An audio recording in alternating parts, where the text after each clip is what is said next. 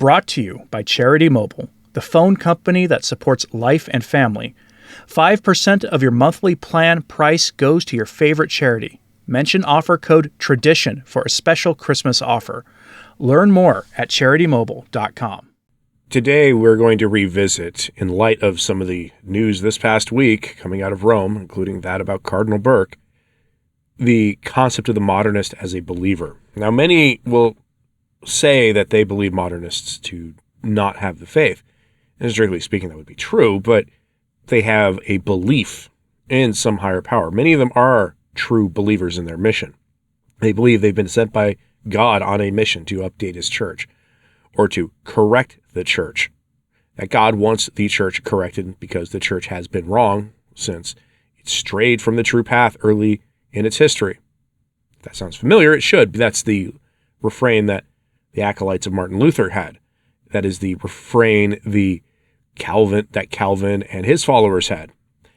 The link between Protestantism and modernism in the Catholic Church is not just shallow. It is a very deep and close tie between the two.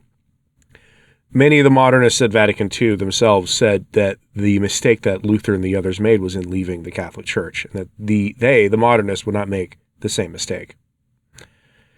That's where we are now, and Pius X saw all of this coming half a century before the changes in the Mass made in the 1950s that led to Vatican II and to the evolution of a new Mass that reflects the modernist theology. So, here we're going to talk today about where modernism comes from, and then the modernist as true believer. From Pope St. Pius X, encyclical Pascendi Dominici Gregis. Hence, it is quite impossible to maintain that to the modernist dogma expresses absolute truth. For insofar as dogmas are symbols, they are the images of truth, and so must be adapted to the religious sentiment in its relation to man. And as instruments, they are the vehicles of truth, and must therefore in their turn be adapted to a man in his relation to the religious sentiment. But the object of the religious sentiment, since it embraces that absolute, possesses an infinite variety of aspects of which now one, now another, may present itself. In like manner, he who believes may pass through in different phases. Consequently, the formula too, which we call dogmas, must be subject to these vicissitudes, and are therefore liable to change.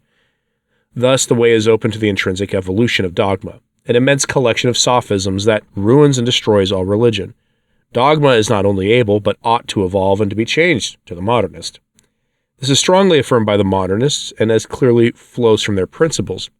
For among the chief points of their teaching is that which they deduce from the principle of vital immanence, that religious formulas, to be really religious and not merely theological speculations, ought to be living and to live the life of the religious sentiment.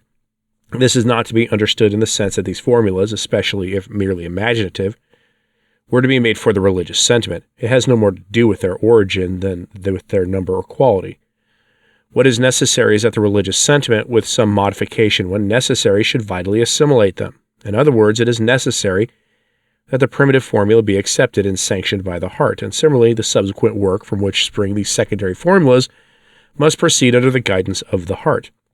Hence it comes that these formulas, to be living, should be and should remain adapted to the faith and to him who believes. Wherefore, if for any reason this adaptation should cease to exist, they lose their first meaning, and accordingly must be changed.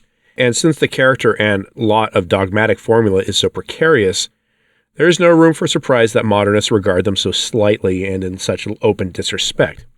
And so they audaciously charge the church both with taking the wrong road from inability to distinguish the religious and moral sense of formulas from their surface meaning, and with clinging tenaciously and vainly to meaningless formulas, whilst religion is allowed to go to ruin.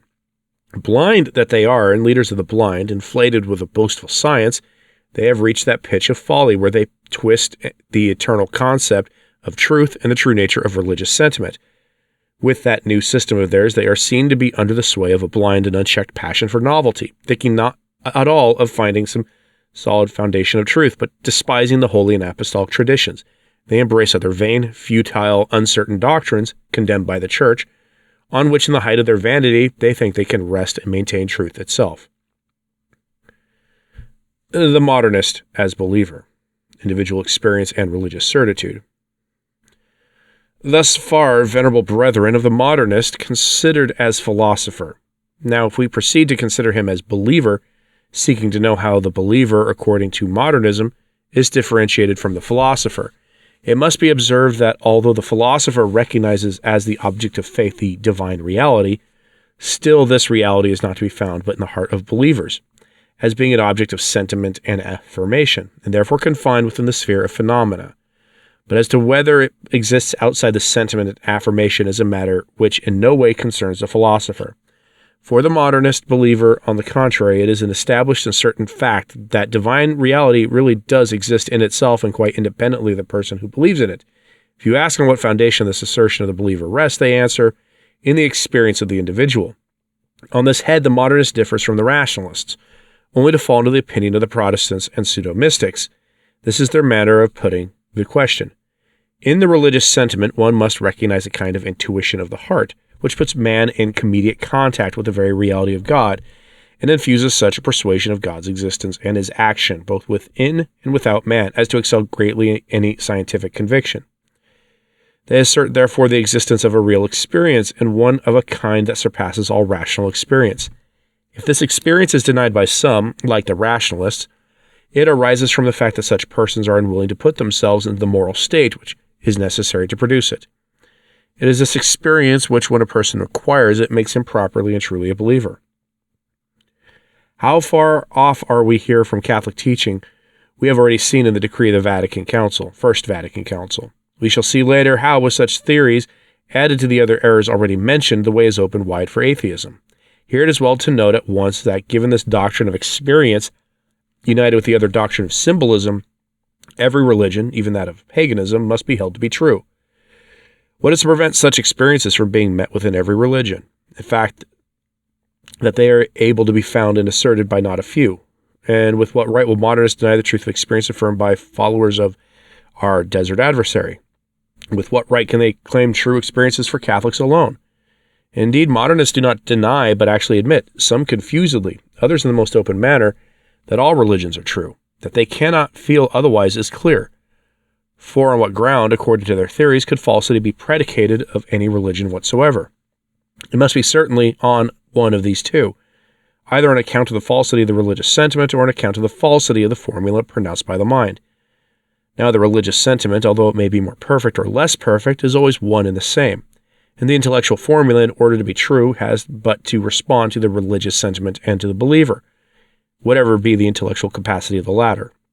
In conflict between different religions, the most that modernists can maintain is that the Catholic has more truth because it is more living, and that it deserves with more reason the name of Christian because it corresponds more fully with the origins of Christianity. That these consequences flow from the premises will not seem unnatural to anybody. But what is amazing is that there are Catholics and priests who, we would fain believe, abhor such enormities yet act as if they fully approved of them.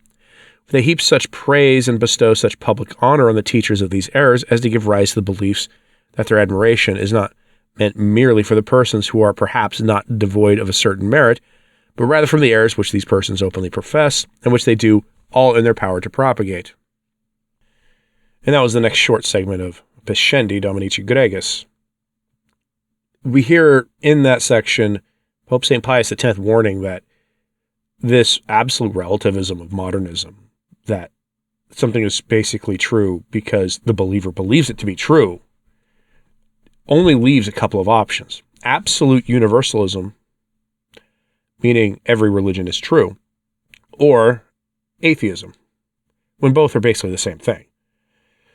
Except in the absolute universalist option, you are left with a vague sentimental concept of God. And that goes a long way to explain everything we see going on in the church today. The modernists are in control of the church and have been for decades. There are critics who would absolutely say that to some degree or another, every pope since Vatican II has imbibed of modernism. I am one of them. You see this in the ecumenical dialogue that has gone on in Rome since the 1960s.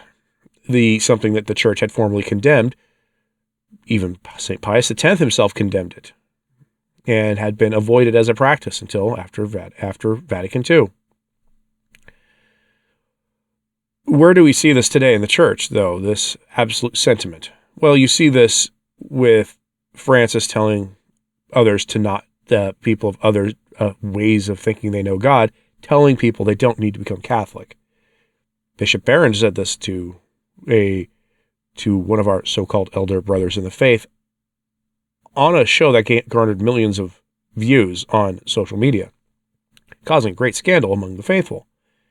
We have seen this time and time again, in fact. It is the refrain from Rome, and has been for some time.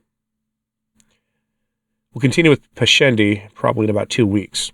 Let me know what you thought of this in the comments, please, and hit like and subscribe if you haven't. It does help. So does sharing this on social media. That helps too. As always, pray for the church. I'm Anthony Stine. Ave Maria.